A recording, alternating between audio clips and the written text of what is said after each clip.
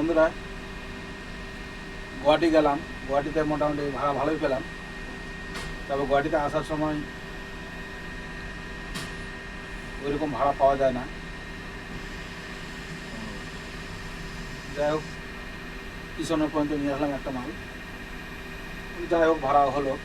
তারপরে কিষণ হস্তে টুনিদিঘি থেকে ভুসি লোড করলাম। আমতা টুনিদিঘি থেকে আমতা ভুসি লোড করে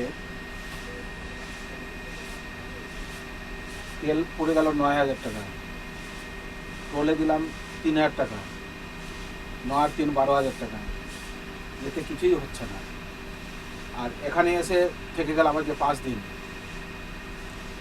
এই নিয়ে খুব টেনশন যে গাড়ি কিভাবে কিস্তি দিব, কিভাবে কি করব। আজকে গাড়ি খালি হচ্ছে।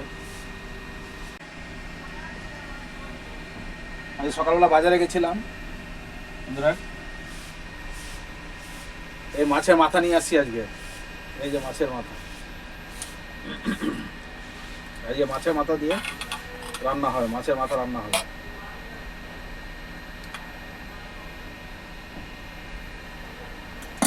তেল দিয়ে দিলাম, মাছের মাথা দিচ্ছি।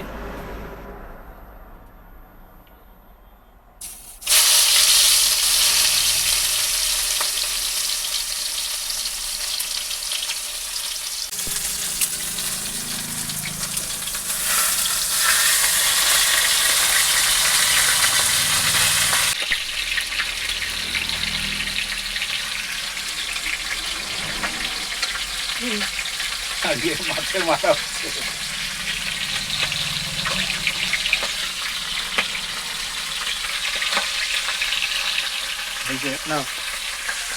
আজকে মাছের মাথা দিয়ে শুধু তরকারি। মাথা ভাজা হয়ে গেল।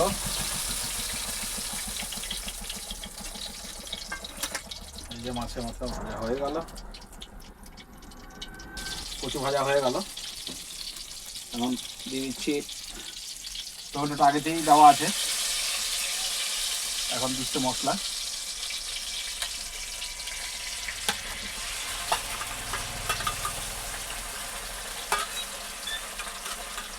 বাটা মশলা দিয়ে দিলাম।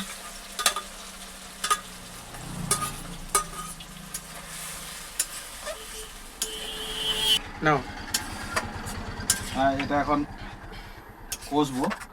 কষার পরে ভালো করে কষা হয়ে যাবে, তখন ঢাকা দিব। ঢাকা দিয়ে জল দিব, জল দিয়ে ঢাকবো।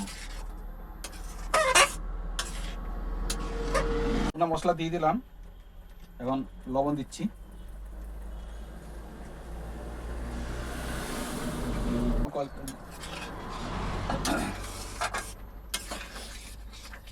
মশলা কষা হয়ে গেল।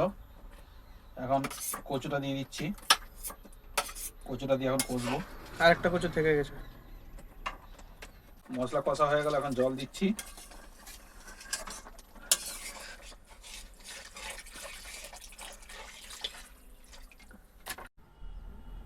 মাছের মাথা রান্না হয়ে গেল। কচু দিয়ে মাছের মাথা ঝোল। এখন খাওয়া দাওয়া করবো। রান্না হয়ে গেল, এখন খাওয়া দাওয়া করছি। আমি খাচ্ছি, ছেলে খাচ্ছে। লবণটা একটু কম হয়ে গেছে।